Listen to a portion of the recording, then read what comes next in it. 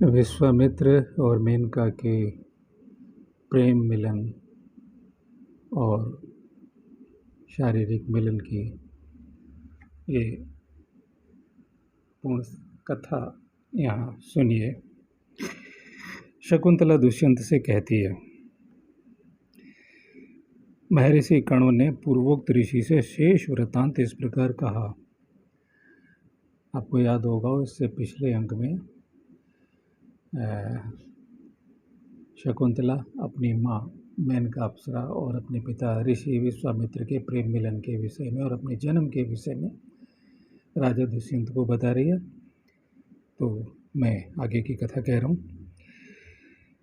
मेनका के ऐसा कहने पर इंद्रदेव ने वायु को उसके साथ जाने का आदेश दिया तथा मेनका वायुदेव के साथ समयानुसार वहाँ प्रस्तुत हुई।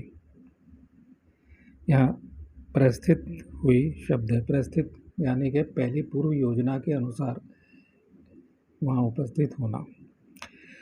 वन में पहुंचकर भीरू स्वभाव वाली सुंदरी मेनका ने एक आश्रम में विश्वामित्र मुनि को तप करते हुए देखा। वे तपस्या द्वारा अपना समस्त पाप दग्ध कर चुके थे। उस समय महर्षि को प्रणाम करके वह अप्सरा इनके समीपवर्ती स्थान में ही भांति भांति की क्रीड़ाएं करने लगी। इतने में ही वायु ने मेनका का चंद्रमा के समान उज्ज्वल वस्त्र उसके शरीर से हटा दिया। यह देखकर सुंदरी मेनका लजाकर वायुदेव को कोसती हुई एवं मुस्कुराती हुई सी वह वस्त्र लेने की इच्छा से तुरंत ही उस स्थान की ओर दौड़ गई जहां वह गिरा था।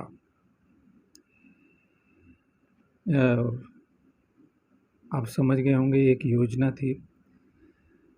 अग्नि के समान तेजस्वी महर्षि विश्वामित्र के देखते देखते वहाँ यह घटना घटित हुई।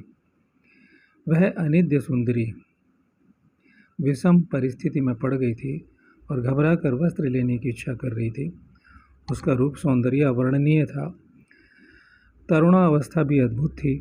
उस सुंदरी अप्सरा को मुनिवर विश्वामित्र ने वहाँ नंगी देख लिया। उसके रूप और गुणों को देखते ही विप्रवर विश्वामित्र काम के अधीन हो गए। संपर्क में आने के कारण मेनका में उनका अनुराग हो गया।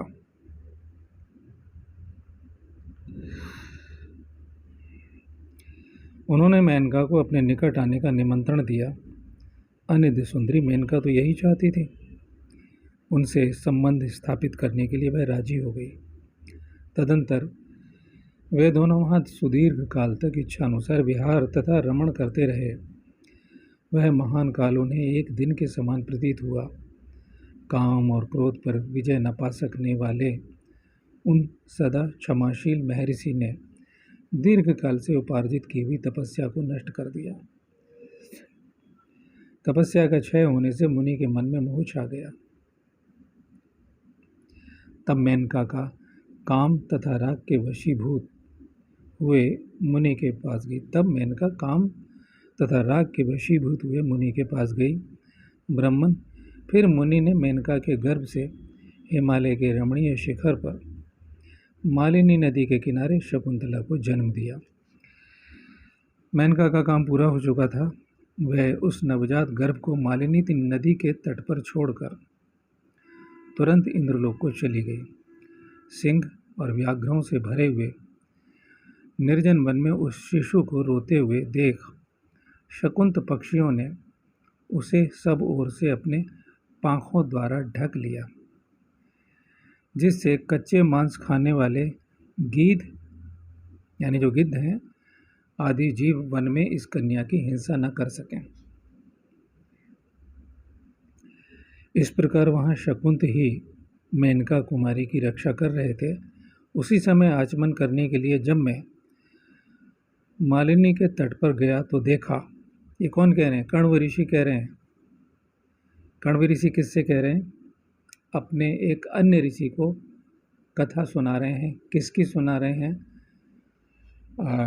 अपनी गोद ली हुई पुत्री शकुंतला की। और ये वर्णन शकुंतला अपने जन्म का सुना रही है राजा दुष्यंत को कि मेरे पिता एक अन्य ऋषि को, मेरे पिता ऋषि कण्व एक अन्य ऋषि को मेरे जन्म का वृत्तांत सुना रहे थे। तो कथा का एक सूत्र आपको ठीक ढंग से समझ में आ गया होगा। अब वो कहते हैं आचमन माने जैसे हम पूजा पाठ में हाथ में आचमन लेते हैं तांबे के पात्र में और तांबे के आचमन से, तो वो क्या कहते हैं, ब्राह्मण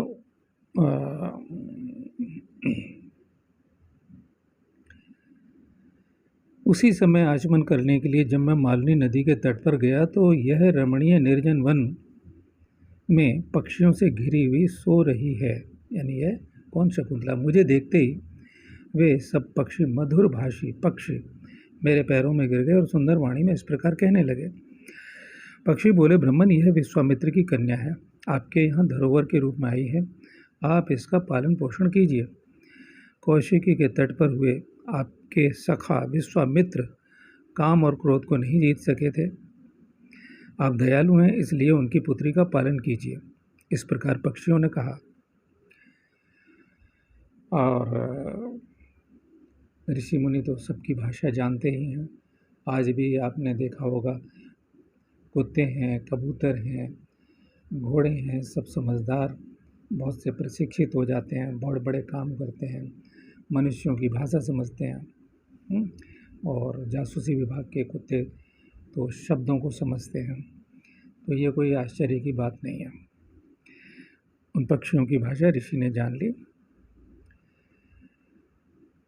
कण्व मुनि कहते हैं, ब्राह्मण मैं समस्त प्राणियों की बोली समझता हूँ और सभी जीवों के प्रति दया भाव रखता हूँ। अतः उस निर्जन महावन में पक्षियों से घिरी हुई इस कन्या को वहाँ से लाकर मैंने इसे अपनी पुत्री के पद पर प्रतिष्ठित किया, जिसे आज की भाषा में हम गोद लेना कहते हैं। जो गर्भाधान के द्वारा शरीर का निर्माण करता है, जो अभयदान करता है, यानी नंबर 1 जो गर्भाधान के द्वारा शरीर का निर्माण करता है, यानी स्त्री पुरुष मिले तो एक वो जो बच्चा ठहर जाता है। दूसरा क्या, अभयदान देकर प्राणों की रक्षा करता है, दूसरे नंबर पे वो। और जिसका अन्न भोजन किया जाता है। धर्मशास्त्रों में क्रमशः ये 3 पुरुष पिता कहे गए हैं। 3 प्रकार के पिता हैं ये। निर्जन वन में इसे शकुंतों ने घेर रखा था, इसलिए शकुंतलानां लाति रक्ष के त्वेन ग्रहवाती। इस व्युत्पत्ति के अनुसार ग्रहणाति, इस व्युत्पत्ति के अनुसार इस कन्या का नाम मैंने शकुंतला रख दिया। ब्राह्मण इस प्रकार शकुंतला मेरी बेटी हुई। आप यह जान लें, प्रशंसनीय शील स्वभाव वाली शकुंतला भी मुझे अपना पिता ही मानती है। शकुंतला कहती है, राजन, उन महर्षि के पूछने पर पिता कण्व ने मेरे जन्म का यह वृत्तांत उन्हें बताया था। इस तरह आप मुझे कण्व ऋषि की ही पुत्री समझिए। मैं अपने जन्मदाता पिता को तो नहीं जानती, कण्व को ही अपना पिता मानती हूँ। महाराज, इस प्रकार जो वृत्तांत मैंने सुन रखा था वह सब मैंने आपको बता दिया।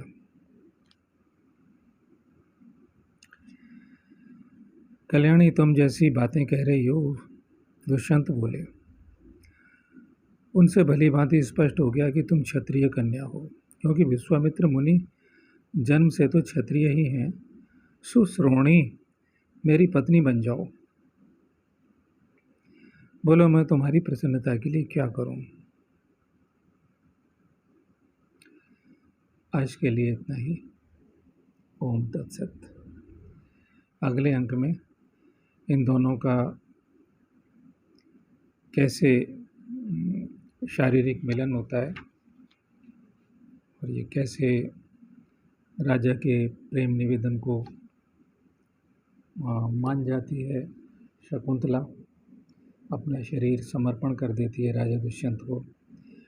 ये सब कथा अगले अंक में हम आपको सुनाएंगे। ओम तत्सत। मैं सुनाऊंगा अगले अंक में। ओम तत्सत।